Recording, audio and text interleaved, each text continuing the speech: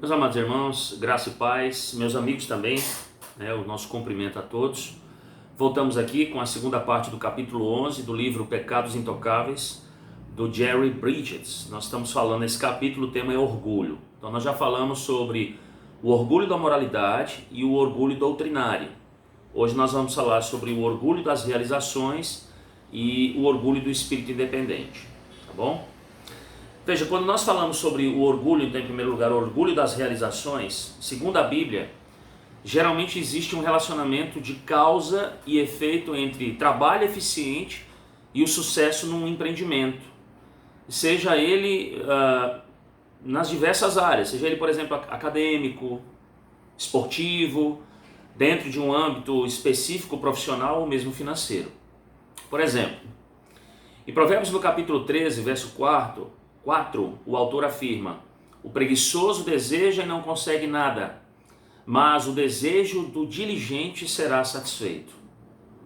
Da mesma maneira, Paulo exortou Timóteo em seu ministério. Ele diz: olha, Timóteo, procura se apresentar aprovado diante de Deus.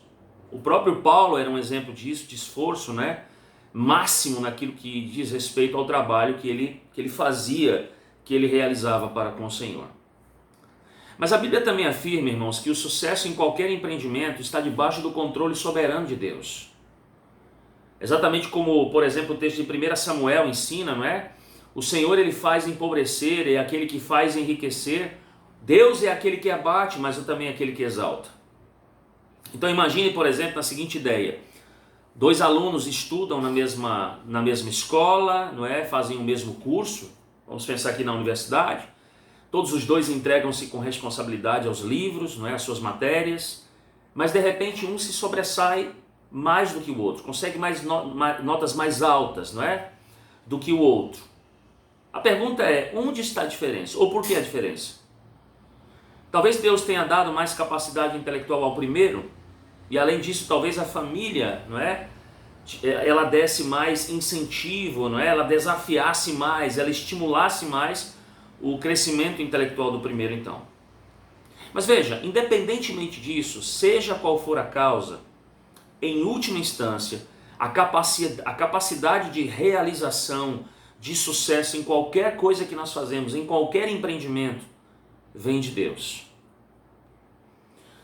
No capítulo 10, quando nós examinamos, por exemplo, Deuteronômio, ali versos 8, verso 17, 18 na verdade, aquele capítulo nos fala sobre a questão da gratidão.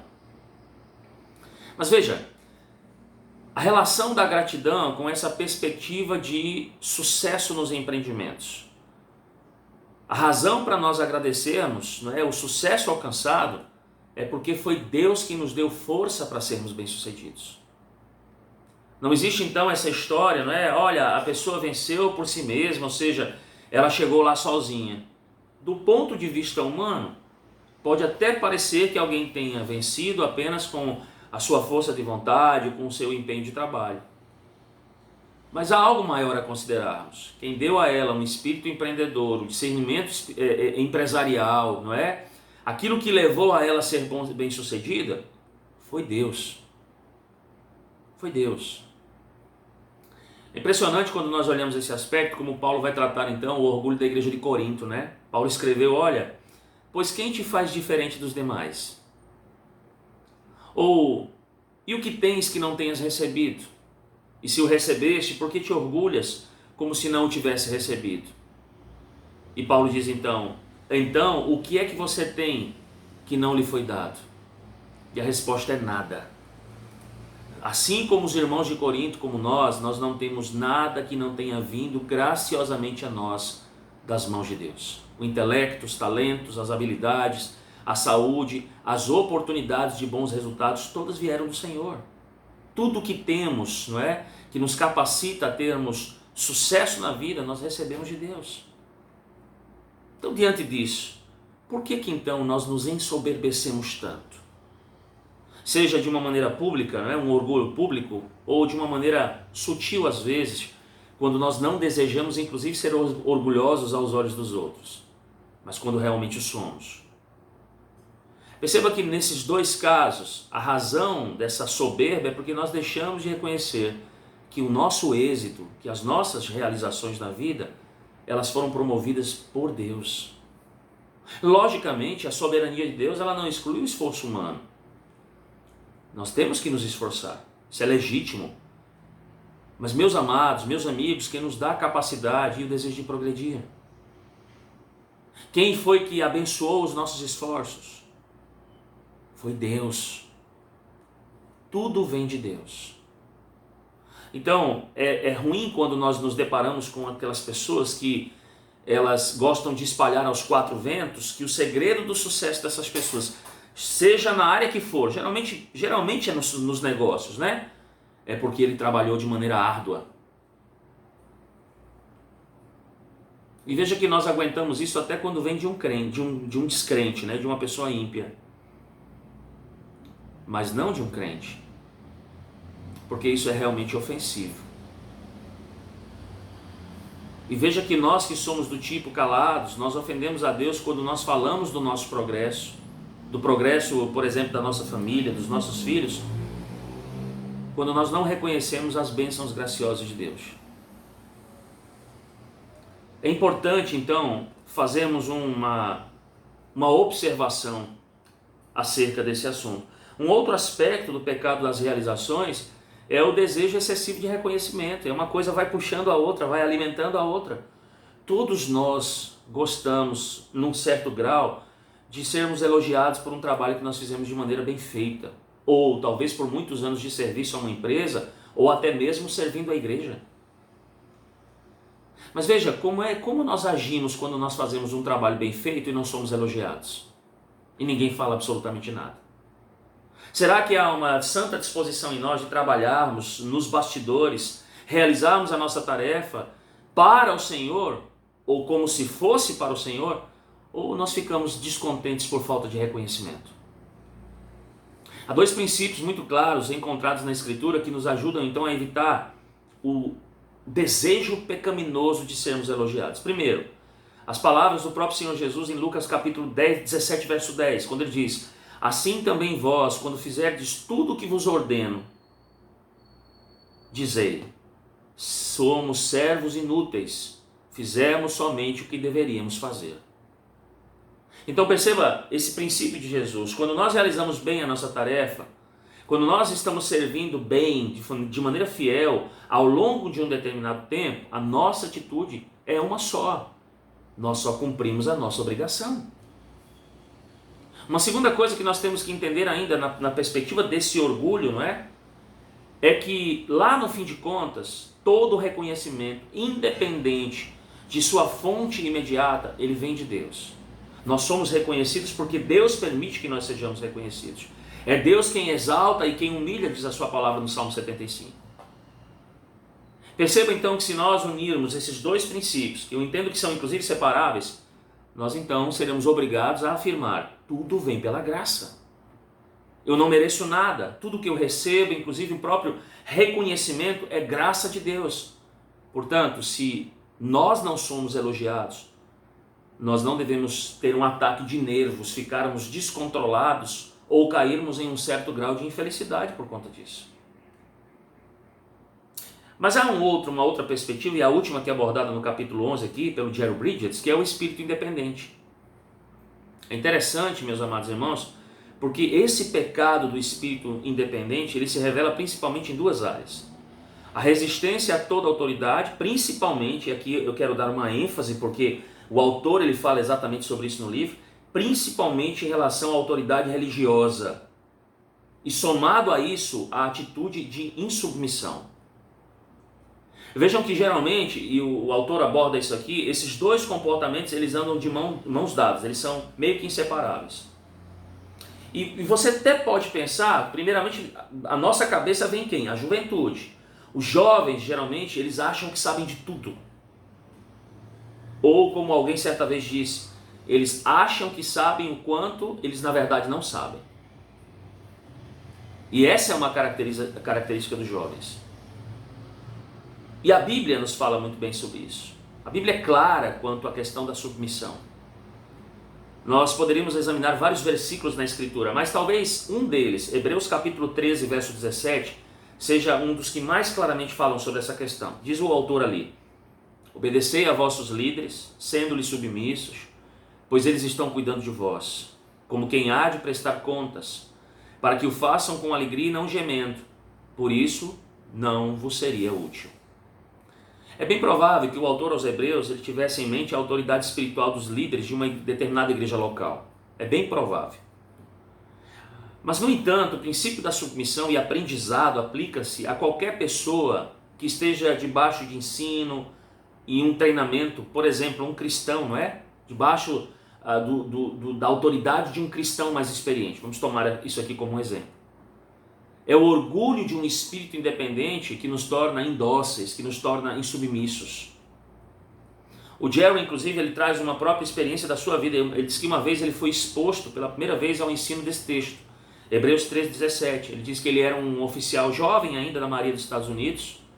Ele entendia muito bem o conceito de submissão, autoridade estrutural, porque ele estava a bordo de um navio. Essa é uma das coisas que caracterizam certamente as Forças Armadas. E ele vai dizer que sempre respeitou a autoridade dos seus professores durante os anos de escola.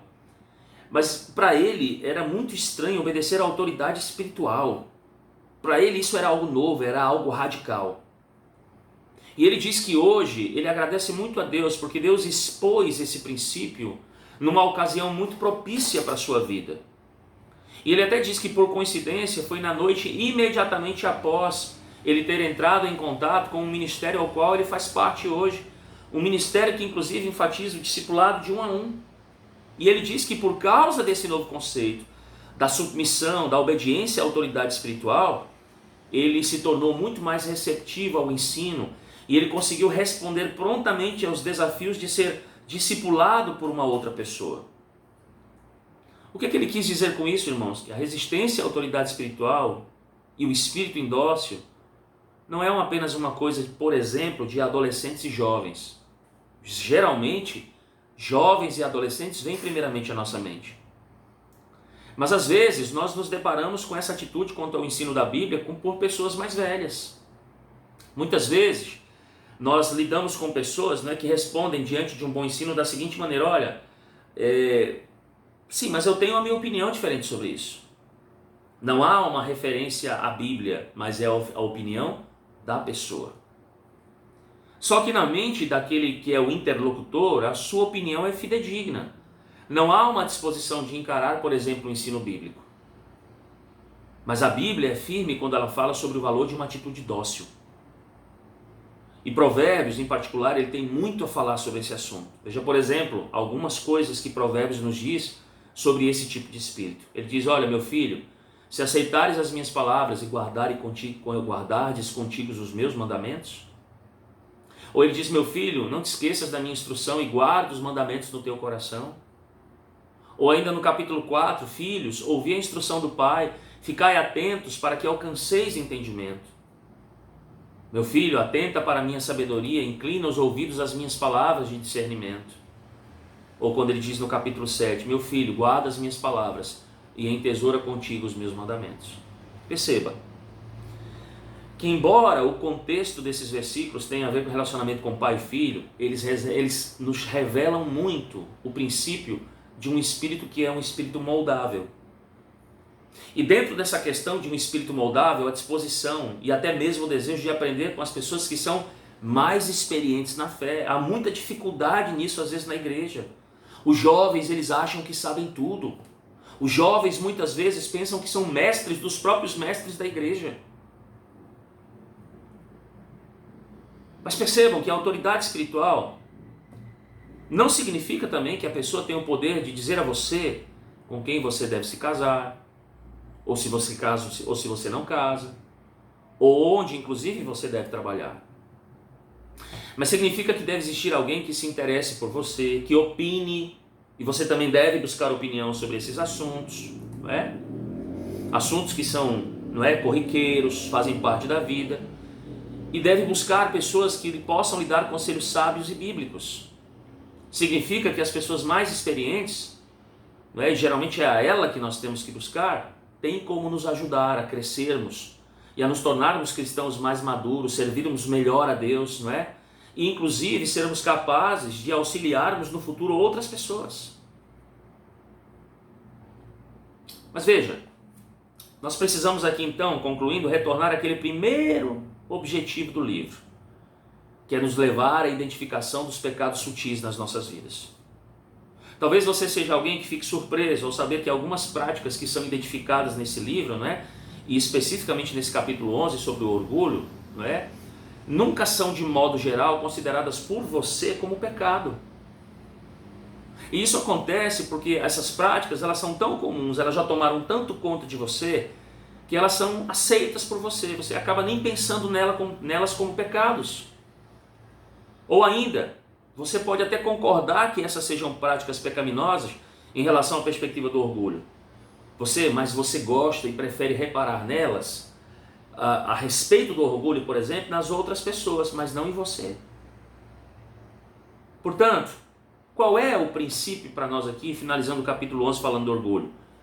É nos incentivar, amados irmãos, a olharmos para essa questão, identificarmos esse pecado, orarmos com respeito àquilo que está sendo discutido, pedindo a Deus que traga à nossa mente esclarecimento sobre essas áreas específicas da vida, para confessarmos o nosso pecado.